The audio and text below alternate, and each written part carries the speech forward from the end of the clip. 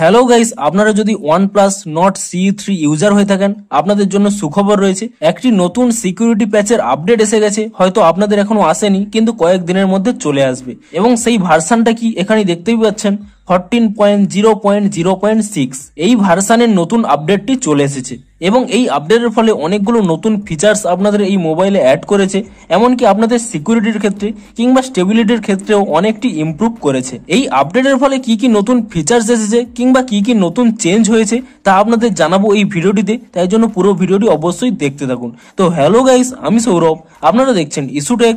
চলো শুরু করা যাক।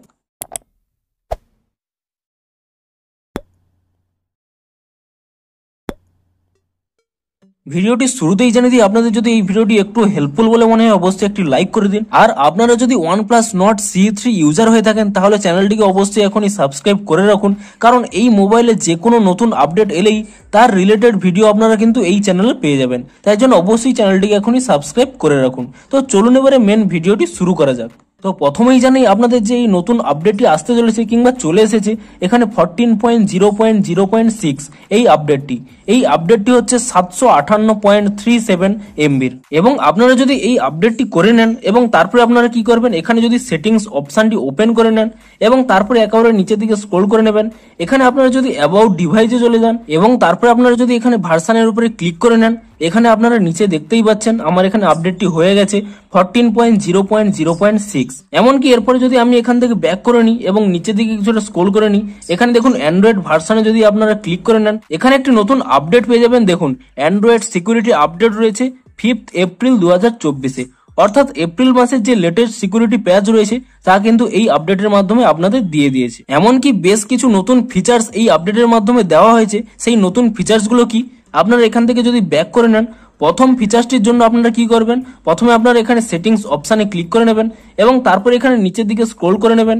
এখানে আপনারা একটি অপশন পাবেন অ্যাডিশনাল সেটিংস, আপনি এই অ্যাডিশনাল সেটিংসে ক্লিক করে নেবেন। তারপরে আপনারা এখানে একটি অপশন পেয়ে যাবেন জেস্টার্স এন্ড মোশনস বলে, আপনি এই অপশানে ক্লিক করে নেবেন। তাহলে এখানে একটি নতুন অপশন পেয়ে যাবেন টার্ন অন বা of torch with volume button. আপনাদের এই অপশনটি হয়তো অফ করা থাকবে, আপনারা যদি এই অপশনটি অন করে নেন তাহলে এটি কিরকম কাজ করবে দেখুন। আপনাদের মোবাইলটি যদি লক স্ক্রিন অবস্থায় থাকে, এরকম আপনাদের যদি মোবাইলটি এখানে অফ করা থাকে, তাহলে এই নতুন ফিচার্সটি কিভাবে আপনারা ইউজ করবেন দেখুন।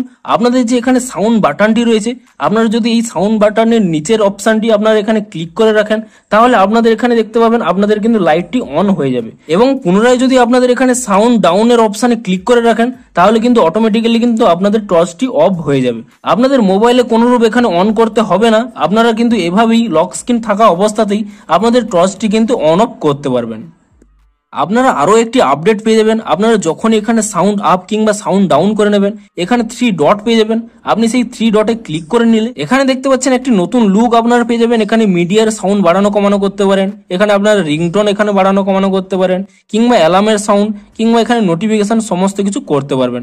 কিন্তু আরো একটি এই সাউন্ডের অপশানে একটি নতুন আপডেট দিয়েছে, তার জন্য আপনারা কোথায় যাবেন, প্রথমে আপনারা আপনাদের এখানে সেটিংসটি ওপেন করে নেবেন এবং সেটিংসটি ওপেন করে নেওয়ার পরে আপনারা এখানে চলে যাবেন কোথায়, সাউন্ডস অ্যান্ড ভাইব্রেশনে। এবং তারপরে আপনারা কি করবেন, আপনারা যদি কিছুটা নিচের দিকে স্ক্রল করে নেন, এখানে একটি নতুন অপশান পেয়ে যাবেন অ্যাপ স্পেসিফিক ভলিউম। আপনাদের হয়তো প্রথমে এই অপশানটি অফ করা থাকবে, আপনারা এই নতুন অপশানটি এখানে অন করে নেবেন। এবং এই অপশানটি আপনারা কিভাবে ইউজ করতে পারবেন দেখুন। আপনারা ধরুন কোনো অ্যাপ আপনারা ব্যাকগ্রাউন্ডে চালাচ্ছেন, ধরুন আমি এখানে ইউটিউবটি ওপেন করে নিচ্ছি এবং ইউটিউবে ধরুন আপনি কোনো এখানে ভিডিও দেখছেন এবং ভিডিওটি দেখার সময় আপনারা যদি এখানে সাউন্ড আপ কিংবা সাউন্ড ডাউন করে নেন, এখানে 3 ডট পেয়ে যাবেন এবং তার নিচে এখানে আপনারা একটি অপশান নতুন পেয়ে যাবেন। আপনি সেই অপশানে যদি ক্লিক করে নেন, তো এখানে আপনারা দেখতেই পাচ্ছেন অ্যাপ ভলিউম বলে একটি অপশান উঠছে। এবং দেখুন আমার এখানে নতুন যে অপশানটি আপনারা পাবেন তা আপনারা কি ইউজ করতে পারবেন।